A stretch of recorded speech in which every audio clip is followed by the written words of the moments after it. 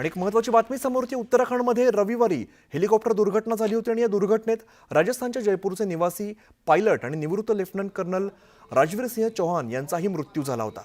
आज त्यांच्या पार्थिवावरती अंत्यसंस्कार करण्यात आले आणि अखेरचा निरोप देताना त्यांच्या पत्नीचा अश्रूंचा बांध फुटला।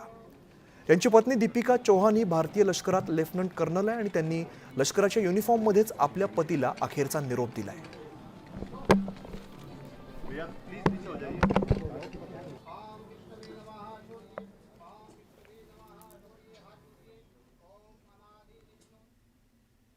पुढची महत्त्वाची बातमी बघूया। एअर इंडियाच्या अहमदाबाद लंडन फ्लाइट दुर्घटनेतील विमानाचे कॅप्टन सुमित सबरवाल यांच्या पार्थिवावरती अंत्यसंस्कार करण्यात आले।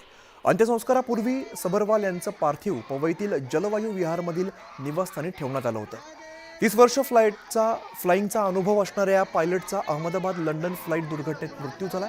त्यांच्या पश्चात 88 वर्षीय वृद्ध वडील आणि बहीण असे आहेत। कॅप्टन सुमित सबरवाल यांच्याकडे एकूण 8200 तासांच्या विमान उड्डाणाचा अनुभव होता, तर एअर इंडियाच्या क्रू मेंबर सायनिता चक्रवर्ती यांच्या पार्थिवावर सुद्धा अंत्यसंस्कार करण्यात आले।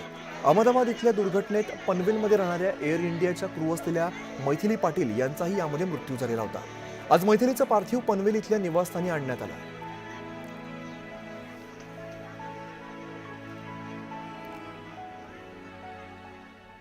तर अहमदाबाद दुर्घटनेमध्ये मृत्युमुखी पडलेले कॅप्टन सुमित सबरवाल यांच्या पार्थिवावरती मुंबईत अंत्यसंस्कार करण्यात आले। यावेळेला सबरवाल कुटुंबियांना अश्रू अनावर झाले होते।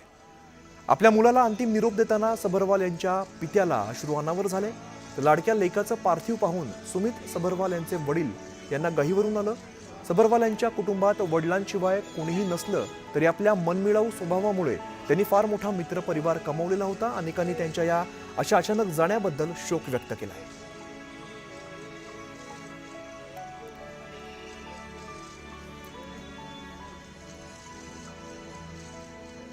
अहमदाबाद विमान अपघातात 264 जणांचा दुर्दैवी मृत्यू झाला आणि या मृतांना न्यूज 18 लोकमतकडून भावपूर्ण श्रद्धांजली।